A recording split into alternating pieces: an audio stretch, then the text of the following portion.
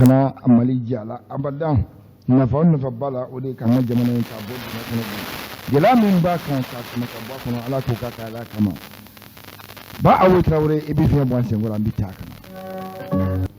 mbolo nya folo bi so ma dai na fasiri di sebe en quoi l'indicateur du renouveau aka boli aka loko kumboli fasiri sebe ma oli Yakuba Dumbuya ayi shonin daka ako ninye ikalo kafo gouvernement shogel kugala maiga nale jamana premier ministre yebi ane aka nyama president Assimi Goïta no jamana tigi yebi akuka tiefo jamana denwi jamana mi ni tiebo fo kuno okoso jamana dembu yele so kuno wa jamana dembu tabolo don akobi minye ikalo kalfo Diema fokaltase aywa ikalo kafo deme baga jakuluma bela gele mulle ki jobbi kafo minye aywa si kafo minne abeke aywa malien zaman ngonche ako malien bela gele ndan ki so ire so si kafo mingono ako gele ado gele min na nyeshinen do anga jamana ima kafo abenente diema mabbi ko sebe surtout Franci kafo malem dembela jelenga sikafo mino bena ni lafia anga jamana kuno ako ni ata kalaje ako ninye ikalo kafo sikafo ye jamana ngono sikafo munu nabe fo mako deni sikafo munu ni charte national nolu bela jelenga sikafo ye jamana dum yoro nyonje ako olu sikafo nunu bela jelenga jira kafo anga nyamaw kuka sikafo boloda sikafo mi ni malien bela jelemba ayere sura kono hali iyad agali famadu kufa ako alina dana oma o sikafo ko naseka ke sababu ye ka jamana imbo bolola ako me benia jate mina kalaje gouvernement chama o sigera jamana ngono gouvernement chama temena jamana kono wasam bafla anis santan anifla fokana se bima ako gouvernement rubela jelen sikafo ni altoko di bamanji wale mawye akwa maku ufela ko baye sabula obisana minye wole communauté internationale dum ba jekulu ako ni anta kalaje ako wati temena minye elaji ibrahim bakar kita aleka fanga kono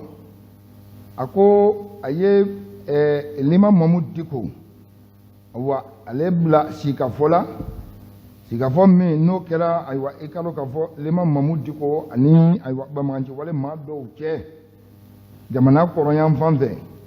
naka wulika jobo ya na ye ako o sikafo ako o maseka laba kadaka bamanji mi jakulu limama jakulu ye uluka lanyini toye wa eka don aywa ali baya de fon galla nyinte ako o koson mi gouvernement sumelu bube megay aye o wulika jo mi Mamadou Diko anano fe mo bolo jamana ko yan fan fe ko lajo ala jora kumina o ma don ala jora kumina o ma fo jamana dewnye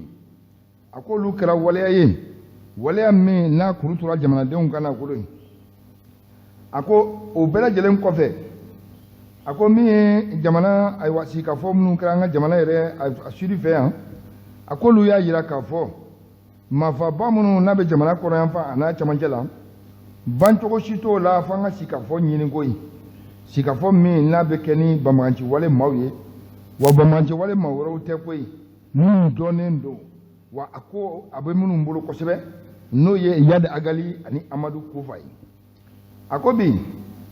minye wati temene o conseil islamique ale willa ka sika fo lo boloda ni bamanji wale mawye bamanji wale mamunu nolu tumbe chila akara yada agali ka chiyo akara Amadou Kufa ka chiyo ako o wulika jo ako ye nosoro awa ikalo ka fo nyono ana naminu na koyi ako mingera o wulika jo o nyama tume mamolo o de mufa haidarai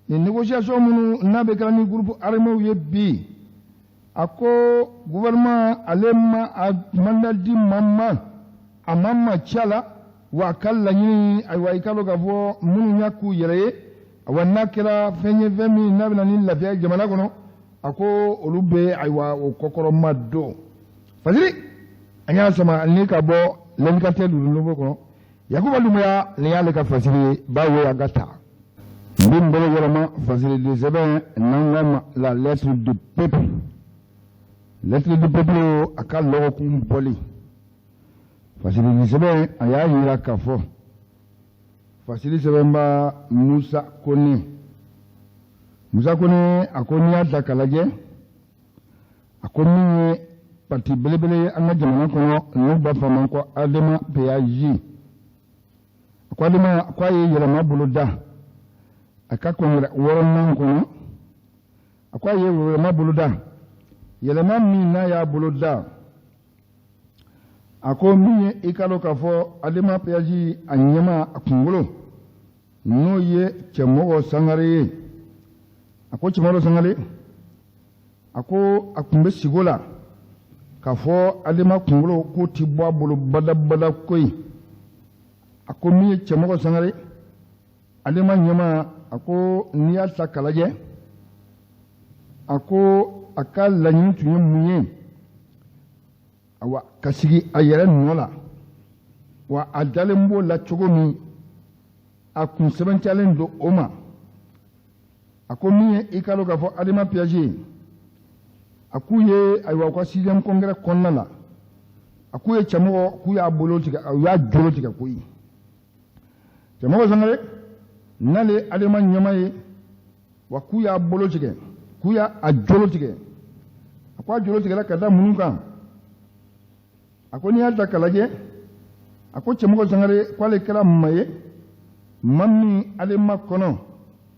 Elhaji Ibrahima Boubacar Keïta ka fanga waati ale ma mɔgɔ mana wele gouvernement na a ko a ma fɔlɔ ko y'a yɛrɛ ye koyi ma filanan o bɛ sɔrɔ a la mais ma fɔlɔ o ye Cɛmɔgɔ Sangare yɛrɛ ye a ko kɛra gɛlɛya ye gɛlɛya min n'a donna Adama ayiwa a cɛbaw ni ɲɔgɔn cɛ koyi ministre wele o ministre wele wa an ka ministre o dɔnnen don ni place fila dira ma walima 3 a na dafa a ko kosɔn min ye Cɛmɔgɔ Sangare n'ale Adama ɲɛma ye a ko vote yɛrɛ de kɛra koyi vote yɛrɛ de kɛra Adama ayiwa a baro ni ɲɔgɔn cɛ a ko min ye Cɛmɔgɔ Sangare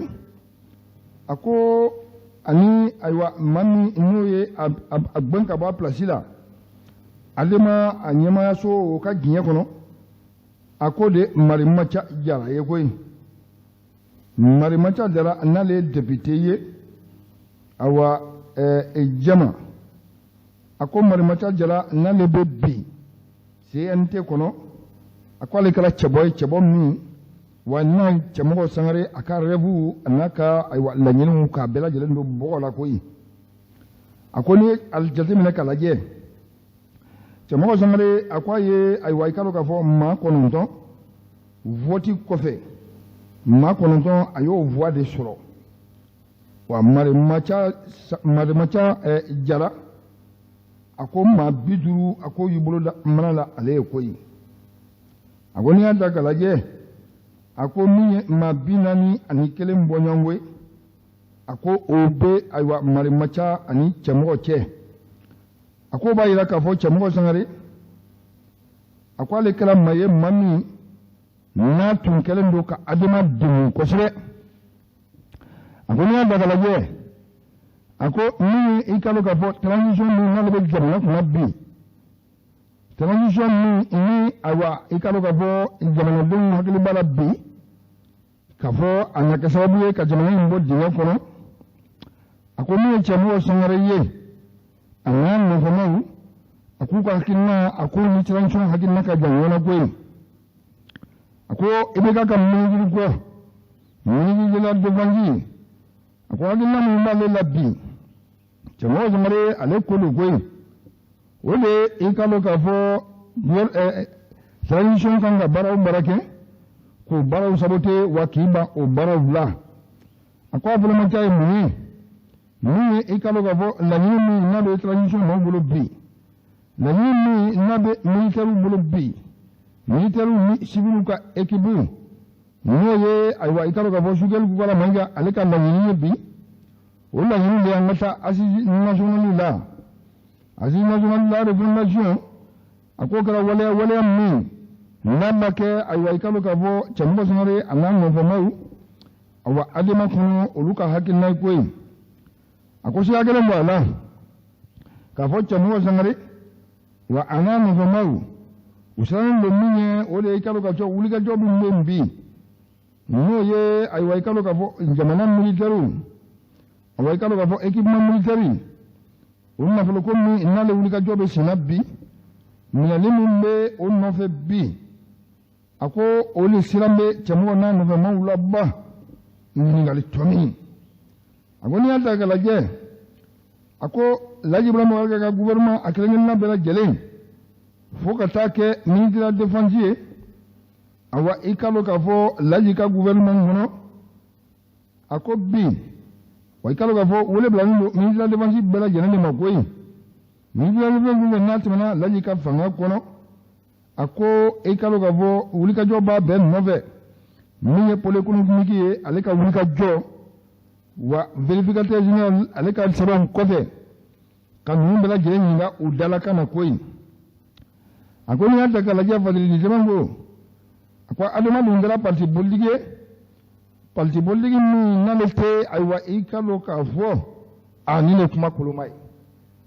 mute opposition ga abada adama alete opposition le imano na dro anga dunyon ve akobi niye adama ka farigula dai hakinna kulawu ani makulawu ni ka blabbi ako mani rabla la ko be ay way kalo ka bo sababu ko mara ko ka bangoy noye sente mamriye ni ma jajara ako o hakinna ko bombi awa mar ma jajara alika mali ko be na ga sababu ni le ay way kalo ka bo adena awa akapa koro dama noye ka fara fanaka albi ka fara fanaka alima koroni a china wo oluba nofe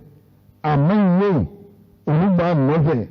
woni le laji bram bar ki la ka segenya foka ta free uba nofe waigalo yabo mal masaje la fana kan mali adema nyuna la korawra jita la goyi akatanna ye ni organization u fara ko awa ku de ko bara la goyi sabula ale ka digla dum program ni ko ube transition ku ba sutini wa ba deme akabara la akunya daga laje awa ni jinesi no bi chemo sangare aleka aywa fanga kuma jinesi la abulu ko dire ako jinesi ya yira ga wo chemo sangare ama ulu jati bada goy ayaga bangan bala gelenge ki ko lu jinesi la mate aduma peaji kono ajenu na ni aywa position social manzuro aywa chemo akawati la koi enabo ni ta na ko de koi aduma koni anga du fanga wora mana na anga taw no fe ako bani ni jere ako niya daga laje chamo jangare aywa ikalo ga bo fanga bi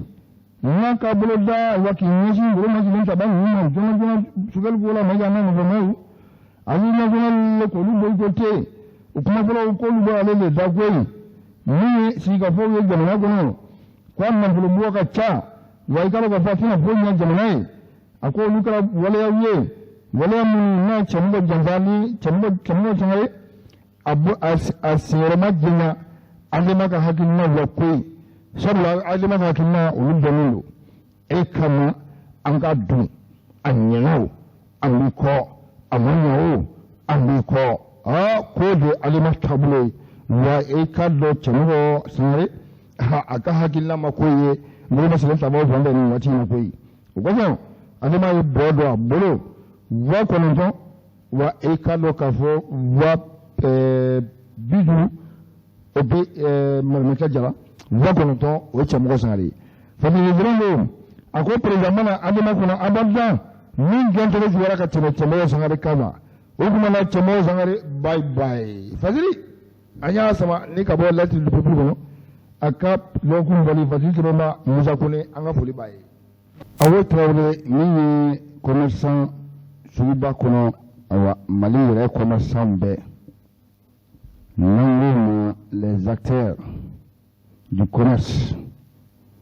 nous avons communiqué en deux. Ako oluka wulika jobi ne ye plateforme wo jakulu bamansi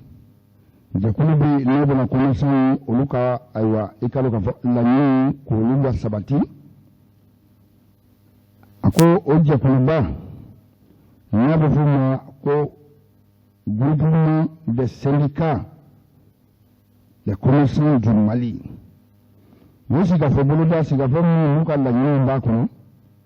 we kalo ka fo transition o ba fe ka wulika joke ka metini babulu da o kala ni ko fo transition bi o ni te transition soutenir o bi yere de soutenir sabu commerce bi yere na bi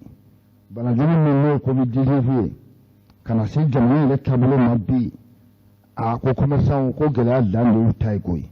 e be do su ko ka bo e ba soro besigile masite willa ka blo ma nya jugni bitigi kono ka safri feila o be gela de ira o be commerçant ga de kuira commerçant marsan bu beto to na ka bo ma ko ka bo de nya fe ka bo ma ko o le ba chobo do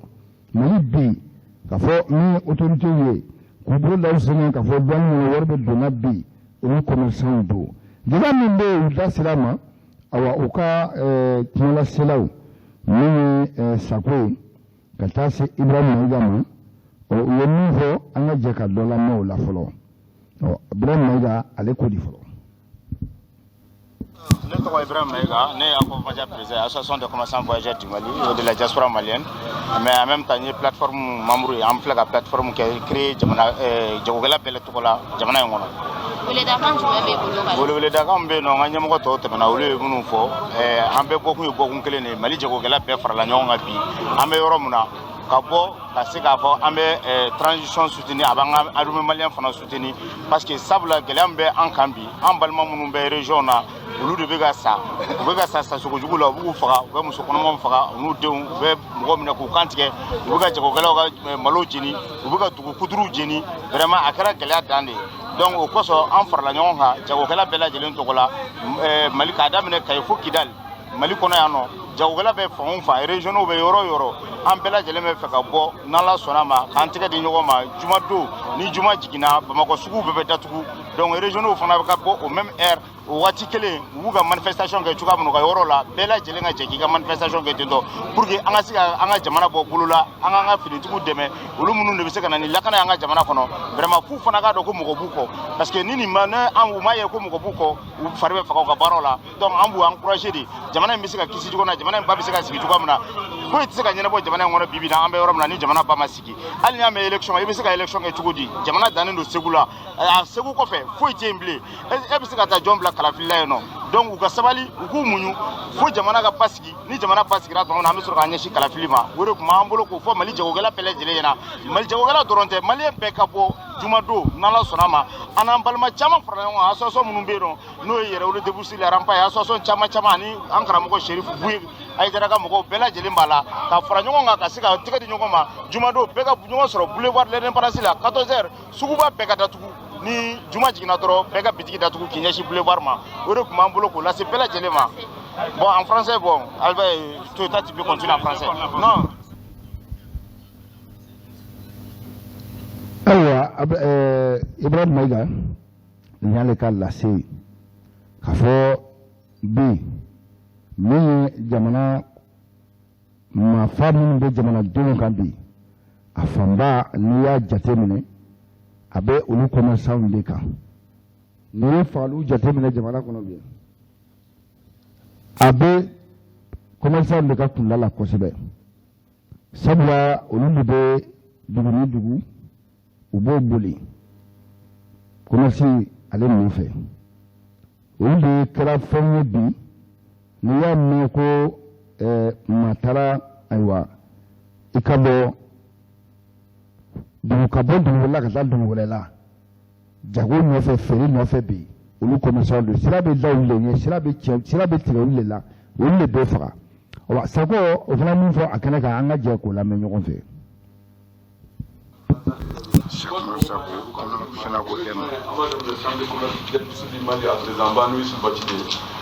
An y'an sarala a ko fɛn fɛn ka sɔrɔ su suteni a ka hakilanta don a ka bonya ban yɔrɔ a ka dɛmɛ ban yɔrɔ a bɛ dugawu kan ye n'o bɔra yen patronat président n'o ye Jaji Sangare a fana ko a ka bonya ban yɔrɔ a ka dugawu ban ye an ka groupement de commerçants malien n'o ye Soya Golfa ye a ko k'a ka bonya ban yɔrɔ a ka dugawu ban ye fɛn fɛn jamana dɛmɛni ye ni mɔgɔ k'i bɛ sɔrɔ su dɛmɛ bi i bɛ ka jamana de dɛmɛ donc vraiment o y'u bɛɛ ka hakilanta ye Ala ka jamana sumaya donc o bonya tɛmɛnen kɔfɛ k'a yira la k'a fɔ ko an bɛ kɛnɛ kan yan bi an bɛ jagokɛlaw bɛɛ de tɔgɔ la jagokɛla tɔn fɛn fɛn n'a sigilen don k'a fɔ ko u sigilen don Mali jagokɛlaw dɛmɛni kama an bɛ ka kuma olu bɛɛ de tɔgɔ la bi u bɛɛ lajɛlen bɛ kɛnɛ kan yan modérateur ye association tɔgɔ fɔ sisan an da tɛna se a bɛɛ lajɛlen tɔgɔ ma mais k'a yira aw la k'a fɔ ko tɔn bɛɛ lajɛlen de faralen bɛ ɲɔgɔn kan parce que tɔn bɛɛ lajɛlen bɛ k'a ka secteur dɛmɛ tɔn bɛɛ lajɛlen bɛ ka dɛmɛ bɛ ka se Mali ma mais n'a fɔra ko Mali ko jagokɛlaw détaillants ɲɛmɔgɔw ko n'an ma fara ɲɔgɔn kan k'a kɛ Mali ko ye n'an ko k'an bɛ taa kelen kelen na a bɛ kɛ an ka kelenna ko ye a tɛ kɛ Mali ko ye o de y'a to tɔn ɲɛmɔgɔ ninnu bɛɛ lajɛlen sɔnna bi ka fara ɲɔgɔn kan k'a fɔ an kana conférence kɛ n'o ye kuma ɲɛbila ye ni Ala sɔnna nin kalo juma nata n'o ye nin kalo tile 29 ye donc an bɛna ɲini Maliden bɛɛ lajɛlen fɛ ka fara jagokɛlaw kan parce que n'i ko jagokɛlaw i ko malidenw anw de majoritaire ye Mali la jagokɛlaw de majoritaire ye Mali la donc an b'a ɲini bɛɛ lajɛlen fɛ Bamako dɔrɔn tɛ dɛ Mali région a n'a cercle bɛɛ lajɛlen ni juma jiginna an bɛɛ lajɛlen b'an ka daw tugun ka taa meeting la pour que ka taa an ka armée soutenir ni an sɔnna k'o kɛ diɲɛ bɛɛ bɛna ye k'a fɔ ko tiɲɛ tiɲɛ na malidenw b'u ka armée nɔfɛ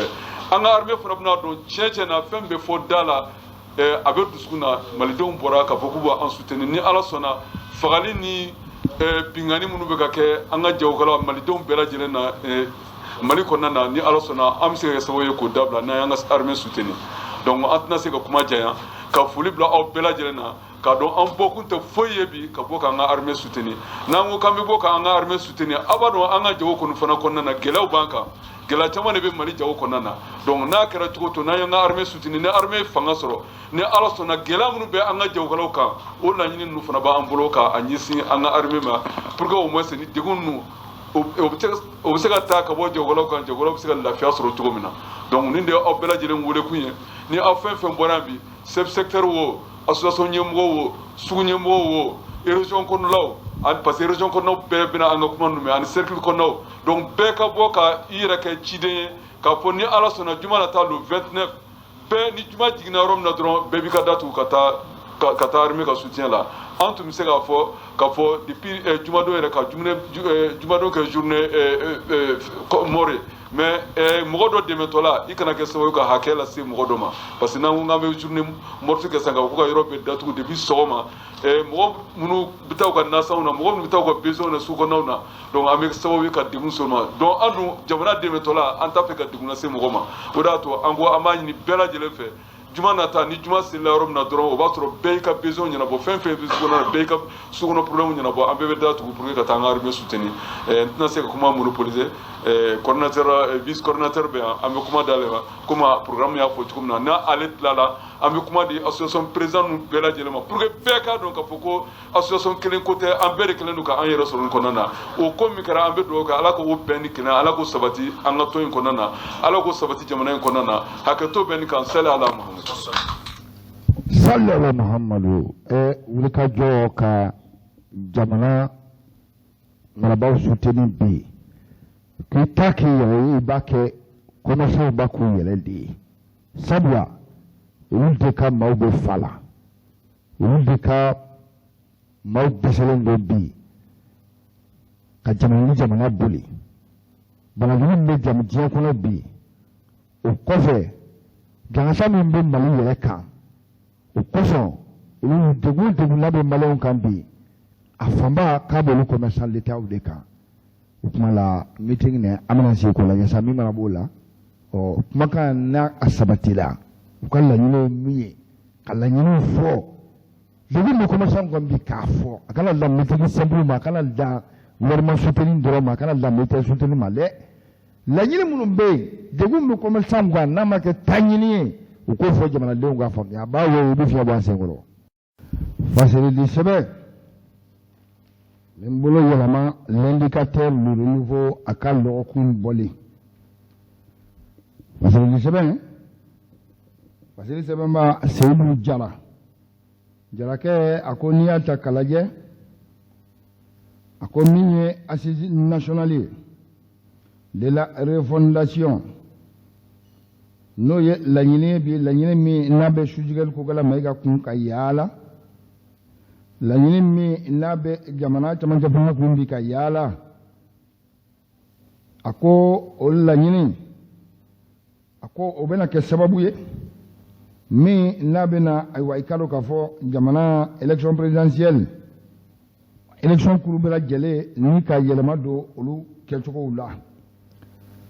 a ko ka yɛlɛma don ayiwa i ka dɔn k'a fɔ a yɛlɛma fɔlɔ a ko bɛ tali kɛ waati fɔlenw na min ye fɔra diɲɛma ye k'a fɔ jamanadenw ye sigi belebele min n'a kɛra jamana kɔnɔ a ko n'i y'a ta k'a lajɛ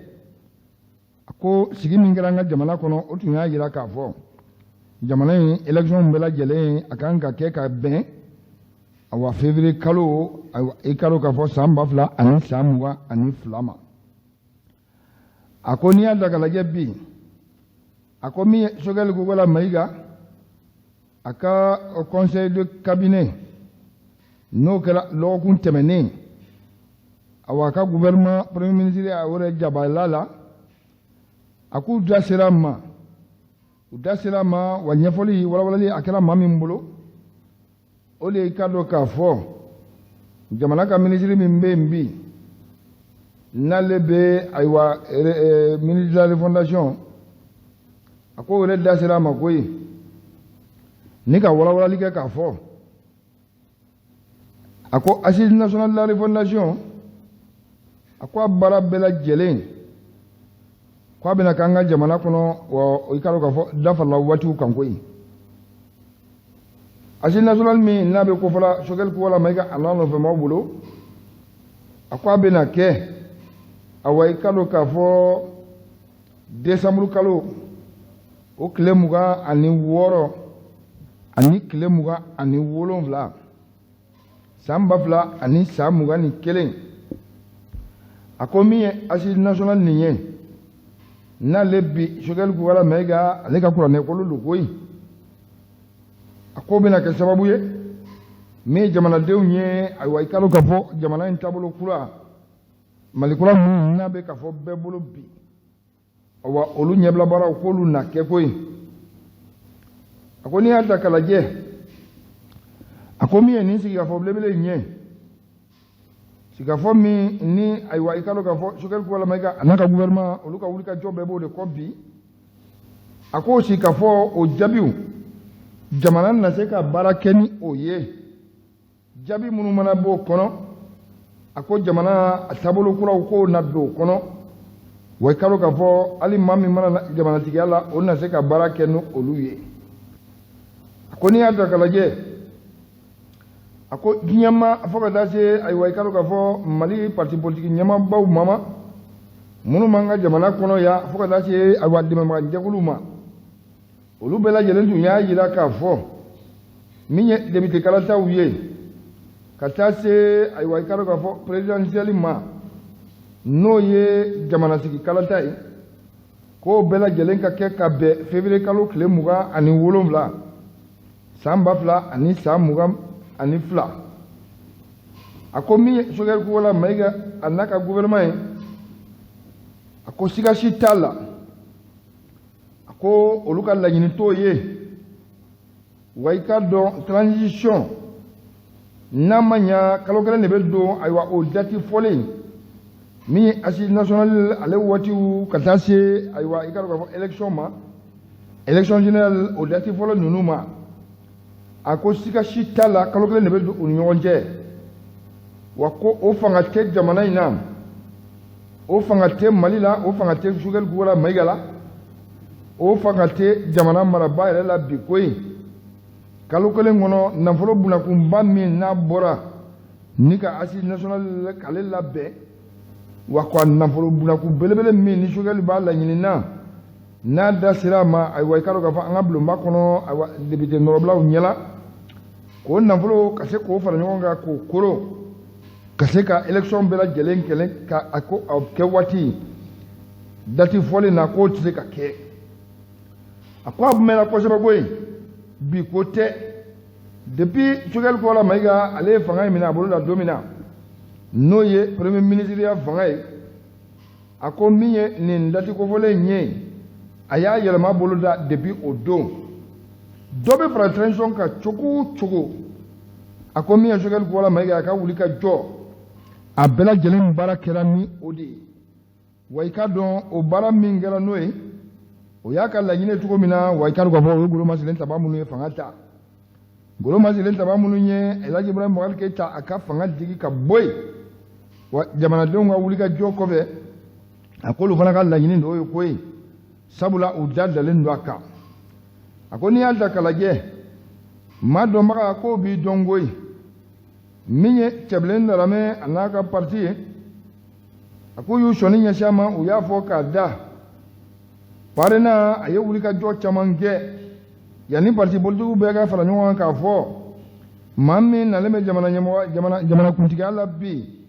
cɛmancɛ fanga premier ministre la bi n'o ye Choguel Kɔla Mayiga ye an baarakɛɲɔgɔn don an b'a dɔn koyi siga si t'a la a ka wuli ka jɔ bi o de ye transition dɔ bɛ fara kan cogo min transition a bɛ walankata dati fɔlen k'a b'o la pepepe a ko n'i y'a ta k'a lajɛ a ko parena a y'a bolo ɲɛsin yɔrɔ min i k'a dɔn tile bɔra yen bi koyi sabula jamana yɛrɛ kɔnɔ parti politigiba bɛɛ lajɛlen bɛɛ faralen don nin kuma kan bi dɛmɛbaga jɛkulu fo ka taa se diɲɛma ma a ko bɛɛ lajɛlen ka wuli ka jɔ ye mun ye transition a kana se ka échouer cogo si la a kana jɛngɛ wa transition a ka kɛ ayiwa transition min bɛ se ka jamana in bɔ bolo la bi a ko marabaga minnu b'a la bi n'o ye Choguel Kɔla Mayiga a n'a nɔfɛmaw ye a k'olu ka hakilina a ko ni i ka dɔn k'a fɔ ni parti politique ba ninnu jamanadenw ka hakilina k'u bɛ nin ka fɔ ɲɔgɔn ko koyi sabula Choguel Kɔla Mayiga a ye dati min n'a nan'o sɔrɔ yen a ka dati tɛ koyi dati in sigira ayiwa i ka dɔn k'a fɔ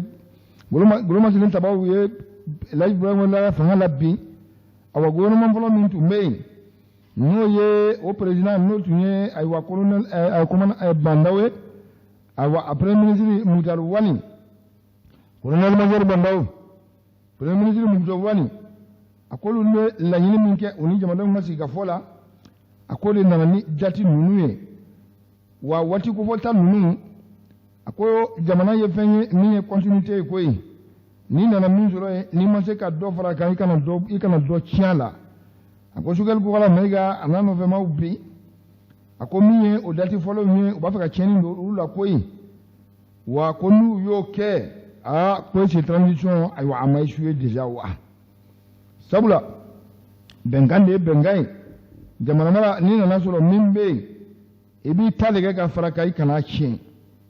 a ko n'i y'a ta k'a lajɛ o dati kofɔlen minnu n'olu bɛ bɛnkan kɔnɔ ni jamanadenw sigilen bɛ k'o lajɛ bi ni diɲɛma hakili b'o la bi ni o de kan ka kɛ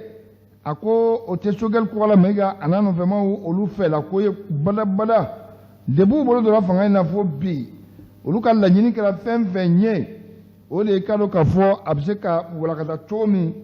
ka puseli k'a la ka taa kɔfɛ wa i k'a dɔn k'a fɔ min ye assise nationale ye n'o taara gun fo décembre la ko siga si t'a la transition dɔ bɛ fara kan Fasili an y'a sama ni ka bɔ l'indicateur ninnu kɔnɔ a ka lɔgɔkun bɔli ye Fasili sɛbɛnba Seydou Jara an ka foli b'a ye b'a wo an ka taa ayiwa nin tɛ baasi ye b'a wo an y'a fɔ cogo min min ye an kuntigi alayhi salatu wa salam kira ba a ka bangeli ale kun kama ka taa se ayiwa i ka dɔn k'a fɔ a ka denkuli ma an karamɔgɔ ani an fa an ka cɛkɔrɔba El Hadji Fode Seydou Kɔnɛ a ka denbaya Gulu Kasigi bi Mohamed San Kone ana dogoni encore que docteur Omar Kone Cheikh Latif Mohamed Seydou Alusen Gone ni mela jere na wulika jokono ka fo wajuri belebele ale bolo dara awa ikalo ka fo Mohamed San Kone ani Kasim Kone bolo wajuri kana kan labilikan chamawo olu fora ni ka aywa ikalo ka fo kira ko ka bonya awa leyire barka min bala ka dasara ni chamama wa be ni aywa an karamɔgɔ Kasim Kone dakunya damadɔni amina jɛ ni k'ale lamɛn.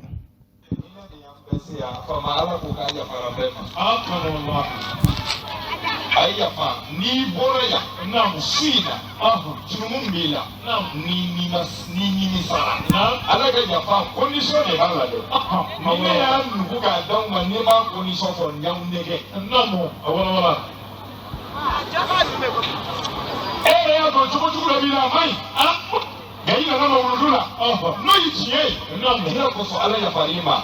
ni bora ya na mo waniya ay munauka Allah ya uda ila zambi ni bora ya tubi fama ala neti seginga tubi mbele gana foko ya fakalima ama kategere fo ka taru ka tatte ni blomi kone ya hapo katika jeni yake kone ya hapo katika nafsi yake kone ya hapo ngane made ya ekote namo munu bitubi ngamulema ala kamulema akal tobati awala ale munauka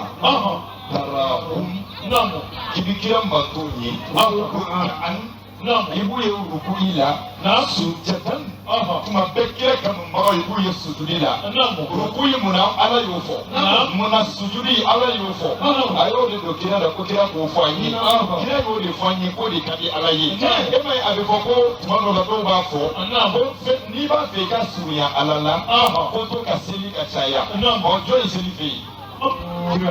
sallallahu alaihi wasallam ko ni ba fe ka suya alala ko to ka seli ka chaya ojo de fe sallallahu alaihi wasallam e ka sauya Allah ay mu law ka yabuda kuna فضلا من الله ورضوانا سيماهم في وجوههم من أثر السجود ذلك مثلهم في التوراة ومثلهم في الإنجيل أنكر ترمتي أولا داي كوني أنا قرآن جوين سكتاب داي كتاب كوني nini mpiga kitabu da ile wampenuka ngache mumbia ombi kulinodisa ala ya kufuata urata kono ومثلهم في الإنجيل أي كنا مندوم كفر الإنجيل كنا ولا كنت مسؤولا إن هذا لفي صحف الأولى صحف إبراهيم وموسى هكذا baby don't know better. No. Kiraba.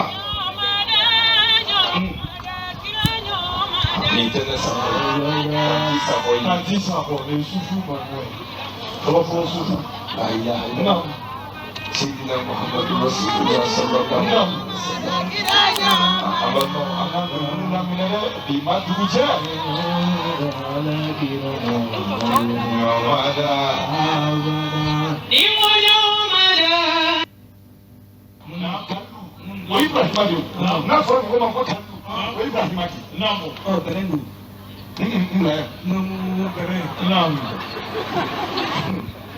Bere, no,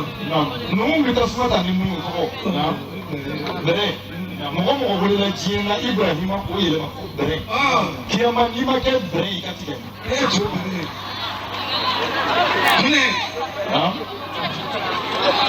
Quran itu, no dalila. Ikan ni kamu mana? succès bi na dɛ succès bi na dɛ nka muhammadu cabi o ma bɔ a la n ma deli ka mɛn mɔgɔ da k'u y'a wele ko momo a bɛ wele de ko muhammadu cabi i ma fili dɛ aha Ibrahima o wele ko bɛrɛ an dun fɛ yan bɛrɛ de bɛ tasuma ta n'i ma da jahanama tasuma la i ka tigɛ la. a ye tiɲɛ fɛ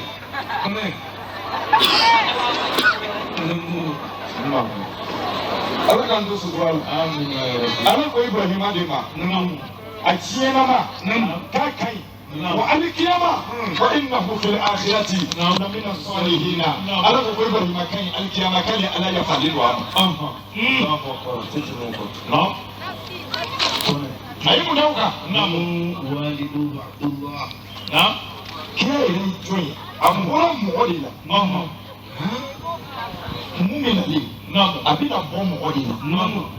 Ala y'an fa adamaden ka bɔ mɔgɔ la. a ye Isa bɔ muso la. munna ma kira bɔ mɔgɔ la. ne t'o dɔn o walawala. munna ma kira bɔ ba la ka fa to yen. munna ma bɔ fa la ka ba to yen. o ma diya Ala ye ka sɔrɔ ka se ma ye k'a kɛ walahi. bon n bɛna kodɔn f'i ye yan. kodɔn. kuloma dɔ de. Allahumma salli kɔrɔ. Allahumma salli. ne t'o dɔn a tɛntɛn kɛmɛ ni bɔ.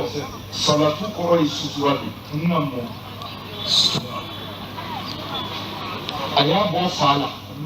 a y'a bɔ ba la. yaasa lebu kana y'a ka adamadenya la. kelen. wa n b'a ka ɲɛnɛmaya dama dama si tɛ ye. a fara i bolola lebu t'a la. Nabila Isa o bɔra ba la. a fɔra ma imam kurumagan ko ye Ala den ye. o bɛ mɔgɔ mɔgɔ da Ala ko ka ti ya fusi. o ye lebu ye. kiyama Ala bɛ Nabila Isa ka jɔ tribunal la. a b'a la jɔ bari la e de y'a fɔ wa. Isa b'a fɔ Ala walahi m'a fɔ. o kama ne tɛ chrétien musalaka. ayi. fa bɛ kɛ dɔnkili Mali la yan. Ala ye kira kisi ka bɔ o ma. kelen. an fa adama bɔra bɔgɔ la. fini y'o bila. o lebu la. an ba Hawa bɔra cɛ la. a lebu la.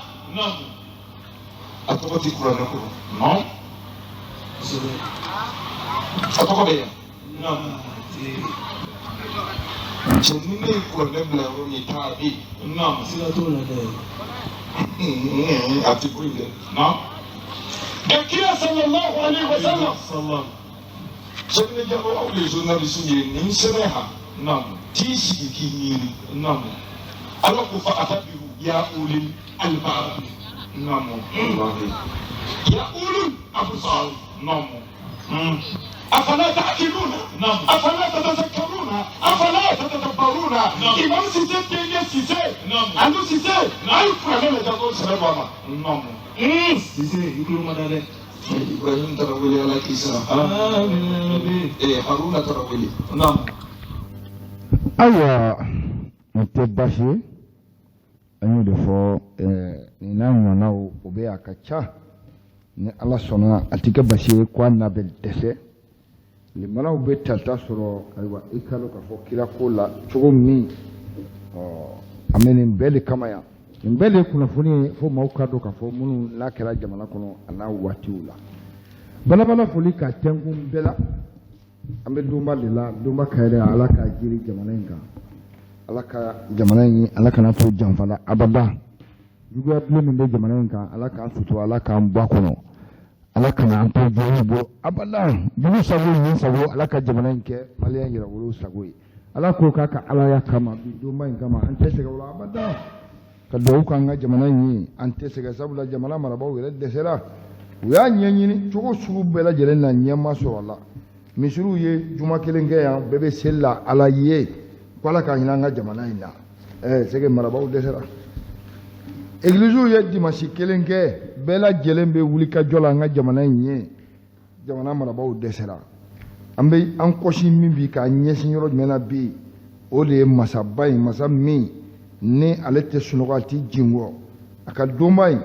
a ka cɛba in n'o ye ale salatu wasalam ale ka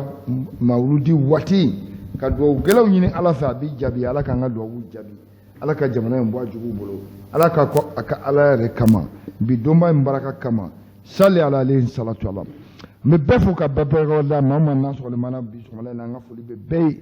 k'a fɔ bɛɛ lajɛlen ye ko a k'an bɛɛ sini inshallah bi taa an ma ɲɔngiri an mikorojuru yusu koni yusufa ne ya kɛrɛfɛjuru awoyi tarawele aw k'an bɛɛ sini inshallah bi taa